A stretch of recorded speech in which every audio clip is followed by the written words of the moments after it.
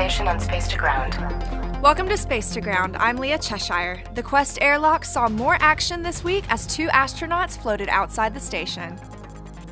On April 8th, NASA astronaut Anne McClain and Canadian Space Agency astronaut David Saint-Jacques completed the 3rd and final spacewalk over the last 3 weeks.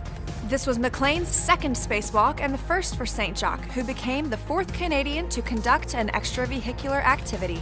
In 6 hours and 29 minutes, the astronauts relocated an adapter plate to continue work on the station's battery upgrades and routed cables to provide data connectivity for future camera upgrades.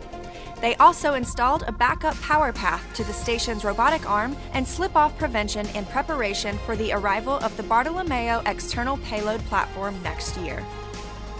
In the world of commercial crew, we have big news on one of the first flights with crew and new launch dates. NASA and Boeing agreed to extend the duration of their first crewed flight test to the station to several months, meaning when NASA astronauts Nicole Mann and Mike Fink join Boeing astronaut Chris Ferguson on Starliner, it'll be for a full-duration expedition flight. NASA and Boeing also updated the target launch dates for this year, with Starliner's uncrewed test flight now targeted for August and that first crewed flight in late 2019. Meanwhile, SpaceX is gearing up for their in-flight abort test with a new target date for the first crewed flight on Dragon coming soon. Hot off the press, results from the twin study on Scott and Mark Kelly after the 1-year mission are in.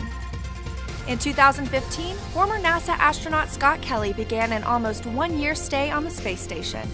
During that time, he and his twin brother Mark were the research subjects on how the body changes and adapts to long-duration spaceflight. Scientists have published the findings, which you can read at nasa.gov/twinstudy. Keep sending in your questions using the hashtag SpacetoGround. We'll see you next week.